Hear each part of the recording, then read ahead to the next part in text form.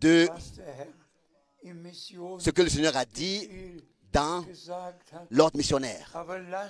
Mais laissez-moi ici, s'il vous plaît, en quelques mots, faire ressortir quelque chose.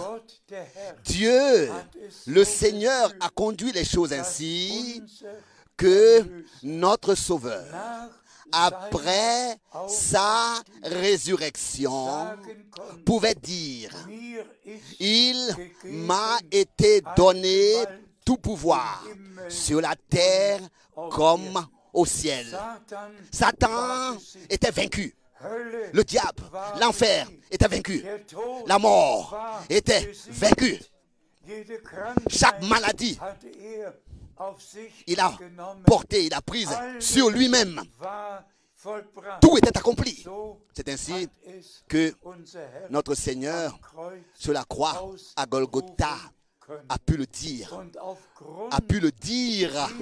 Et en raison de cet acte de rachat total accompli, prononcé par la bouche du Seigneur lui-même, nous avons été déterminés dans l'autorité divine à dire, en raison de cette œuvre accomplie, à ceux qui sont perdus: vous avez été sauvés.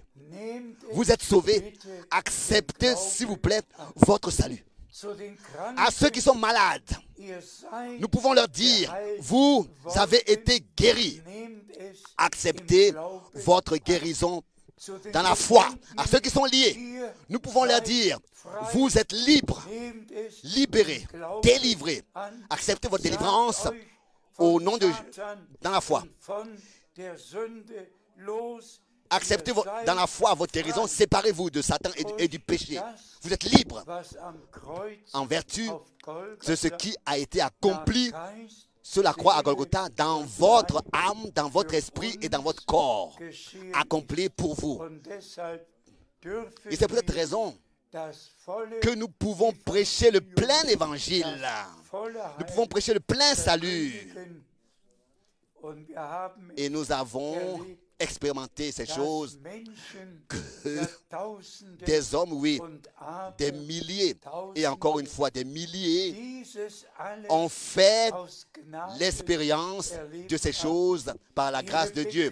Ils ont expérimenté leur conversion, leur délivrance, leur renouvellement, leur nouvelle naissance. Ils ont fait l'expérience d'être remplis du Saint-Esprit.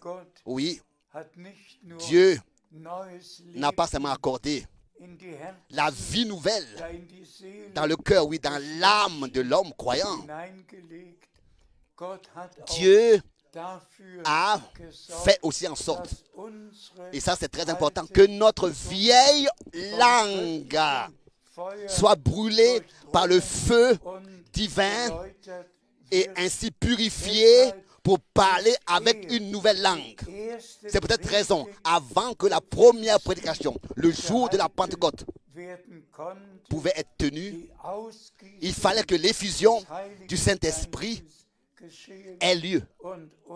Et que notre Seigneur lui-même, n'est-ce pas, a dit, il avait donné, et il a donné la promesse que Jean-Baptiste avait donnée. Il a répété la promesse que Jean-Baptiste avait donnée. Moi, je vous baptise d'eau,